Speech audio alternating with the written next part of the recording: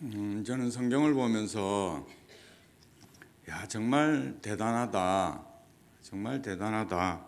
어떻게 저렇게 하나님을 사랑하고 하나님의 말씀 앞에 저렇게 순종하며 충성할 수 있겠는가?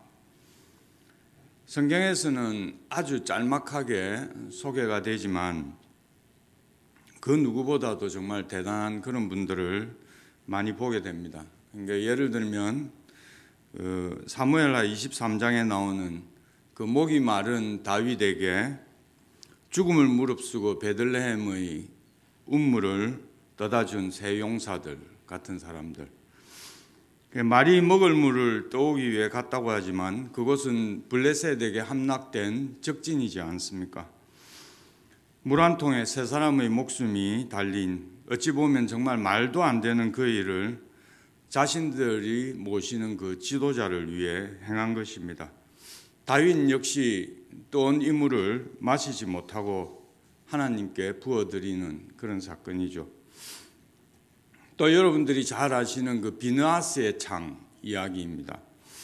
이스라엘 온 백성이 하나님 앞에 회개의 시간을 가지고 있을 때 미디안 여인과 음행하는 그 시므리를 창으로 찔러 처단하고 백성들에게 돌았던 그 전염병을 그치게 한 비느하스. 하나님께서는 이렇게 말씀하셨습니다. 나와 같은 심정을 가진 사람은 비느하스밖에 없었다. 비느하스를 보고 내가 진노를 멈춘다라고 그렇게 말씀하십니다. 또 주님께서 정말 고통스러운 그 십자가에 짐을 지고 언덕을 올라가실 때 주님을 대신하여 십자가를 짐으로 그 주님의 위로가 되었던 구레네 사람 시몬. 성경에는 정말 아주 짧게 기록되어 있지만 사도 바울이 이 시몬의 아내를 어머니라고 부르는 것을 보면 정말 시몬 역시 하나님 앞에 정말 충성스러운 그런 삶을 살았지 않겠나 그렇게 생각되어집니다. 또 자신의 전 재산인 두렙돈을 하나님께 바친 그 한 과부의 이야기. 정말 아주 성경에 짧게 나와 있지만 이런 분들을 보면 정말 하나님 말씀 앞에 순종하는 것이 충성하는 것이 무엇인지 우리에게 큰 교훈을 주고 있습니다. 오늘 소개되어지는 이 레갑 족속도 그런 분들입니다. 잘 아시는 것처럼 이 레갑 족속은 장막에 살면서 떠돌아다니는 유목민입니다. 아예 도시 문화에 그 동화되기를 거부한 사람들입니다. 그래서 이 레갑 족속들이 사막을 돌아다니며 지내고 있다가 바벨론이 쳐들어오니까 그 이제 바벨론을 피해서 예루살렘에 들어와서 살고 있었던 것입니다. 그런데 예루살렘 시민들은 이 이상한 족속이 우리 가운데 들어왔다고 수근수근거립니다. 그래서 레갑 족속은 이제 순식간에 예루살렘 시민들의 뉴스에 초점이 되었습니다. 그런데 하나님께서는 이 이상한 레갑 족속을 이스라엘 백성을 위한 실제 교육의 도구로 사용하셨던 것입니다. 레갑 족속을 이스라엘 종교의 심장부인 성전에 불러다가 마음으로 말씀을 듣는 것, 말씀을 귀중히 여기고 순종하는 법을 가르치기 위해서 중요한 시험을 하게 되는데 그 시험이 바로 오늘 그 35장 2절에서 5절 말씀입니다. 그 2절을 보시면 예레미야에게 하나님의 말씀이 임합니다. 너는 레갑 사람들의 집에 가서 그들에게 말하고 그들을 여호와의 집 한 방으로 데려다가 포도주를 마시게 하라. 이렇게 말씀하십니다. 하나님께서 예레미야에게 하나님의 성전 한 방으로 이 레갑 족속을 초청해서 포도주를 마시게 하라고 명령하시는 장면입니다. 예레미야는 레갑 족속을 하나님의 명대로 그 방으로 불러다가 포도주가 가득한 그 잔을 마시라고 권합니다. 5절에 보시면 내가 레갑 사람들의 후손들 앞에 포도주가 가득한 종지와 술잔을 놓고 마시라 권했다, 이렇게 나와 있죠. 근데 이 레갑 족속은 이 예레미야 선지자의 말을 거부합니다.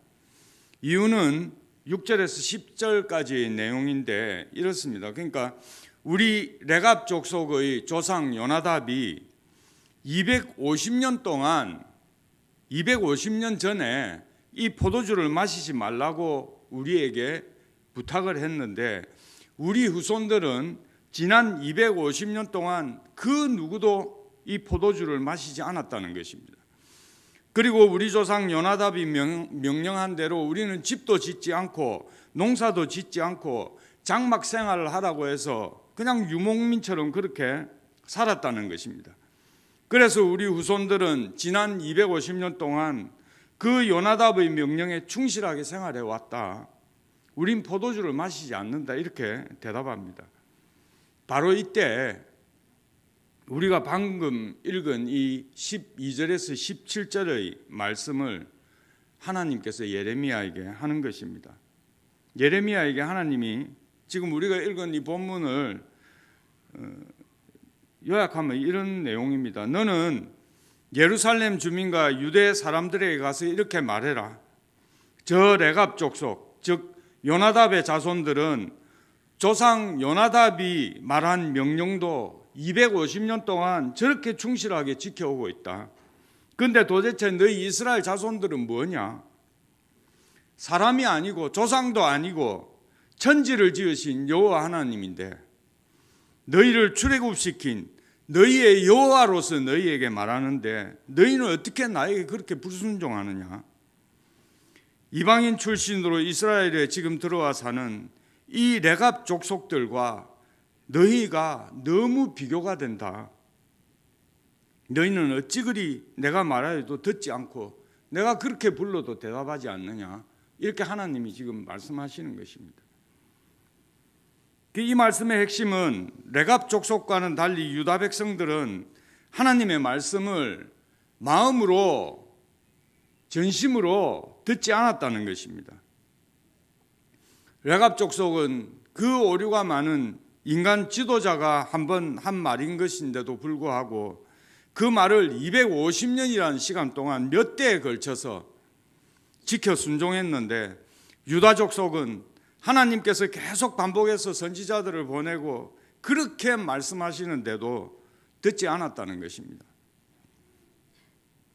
레갑 족속은 이 세상에 일시적이고 그 사소한 문제에 대해 말한 것도 듣고 순종했는데, 이 유다 백성들은 하나님께서 하늘의 영원한 문제에 대해 말씀하시는데도 불순종했다는 것입니다. 그래서 하나님께서 18절에서 19절 말씀을 보면 이렇게 말씀합니다. 예레미야가 레갑 사람의 가문에게 이르되 만군의 여호와 이스라엘의 하나님께서 이와 같이 말씀하시기를 너희가 너희 선조 요나답의 명령을 순종하여 그의 모든 규율을 지키며 그가 너희에게 명령한 것을 행하였도다. 그러므로 만군의 여호와 이스라엘의 하나님께서 이와 같이 말씀하시느니라. 레갑의 아들 요나답에게서 내 앞에 설 사람이 영원히 끊어지지 아니하리라. 레갑의 아들 요나답에게서 내 앞에 설 사람이 영원히 끊어지지 않게 하겠다. 듣기로는 지금 영국과 미국에 이 레갑족 모임이 있다고 합니다. 오늘 본문 말씀을 근거로 그리스도인은 정말 포도주 한 방울도 먹어서 안 된다는 그런 절대 금주 운동을 하는 그런 레갑족 모임이 있다고도 합니다. 그런데 사랑하는 여러분, 물론 지금 저와 여러분은 예수 그리스도로 인해 이전의 구약 시대와 같이 율법과 규례에 묶인 생활은 하지 않습니다.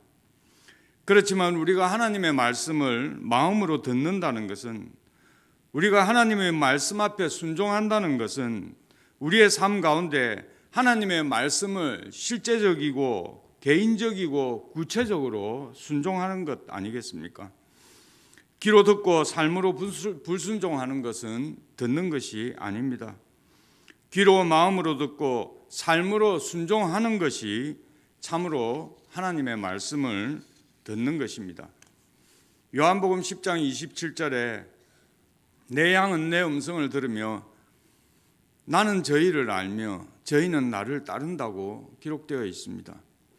요한복음 8장 47절에 하나님께 속한 자는 하나님의 말씀을 듣나니 너희가 듣지 아니함은 하나님께 속하지 아니하였음이라고 기록되어 있습니다. 그리고 24절에도 너희가 만일 내가 그인 줄 믿지 아니하면 너희 죄 가운데서 죽을 것이라고 기록되어 있습니다. 여러분, 이 말은 우리가 교회의 한쪽 발만 걸치고 있다고 다 주님의 양이 아니라는 것입니다. 하나님의 말씀을 듣지 않고 하나님의 말씀에 순종하지 않는 자는 하나님의 양이 아니라는 것입니다. 순종 없이 하나님을 알기만 한다고 하나님의 자녀가 아니라는 것입니다. 이제 우리가 예수 그리스도를 믿어야 하는 이유는 분명합니다. 예수 그리스도를 안 믿으면, 진심으로 전심으로 예수 그리스도를 믿지 않으면 자신이 지은 죄 가운데 죽기 때문에 그렇습니다. 죄 가운데 죽으면 죄에 대한 심판이 있고, 심판을 받으면 그는 하나님의 백성이 되지 못하기 때문입니다. 그냥 교회만 출석한다고 종교 안에 기독교라고 적는 것으로 인해 천국으로 가는 그런 구원은 없기 때문입니다. 그러므로 여러분, 우리는 하나님의 말씀을 귀로만 듣는 것이 아니라 마음으로 듣고 믿고 순종해야 하겠습니다. 하나님께서는 듣고 믿고 순종하는 자에게 하나님의 자녀됨을 허락하십니다. 하나님의 말씀 앞에 순종하는 자에게 하늘의 복도 주시기 때문입니다. 오늘날 우리는 수많은 소음으로 가득한 이 세상 속에서 하나님의 말씀에 지배받는 삶이 가능하냐는 질문을 스스로 하기도 하고 받기도 하며 살아갑니다. 어떻게 예수 그리스도만으로 가능하냐? 어떻게 현실적으로 하나님의 말씀에 100% 순종할 수 있느냐? 그런데 예레미야 35장에서 레갑 족속은 그것이 가능했다는 것을 보여준 사람들이라고 말합니다. 조상 한 사람의 말씀으로도 250년을 순종하며 살아온 것이 가능한데, 살아계신 하나님의 말씀만으로 이 짧은 우리의 인생을 사는 것이 왜 불가능하냐고 말씀합니다. 시편 90편 10절에 이런 말씀이 있습니다.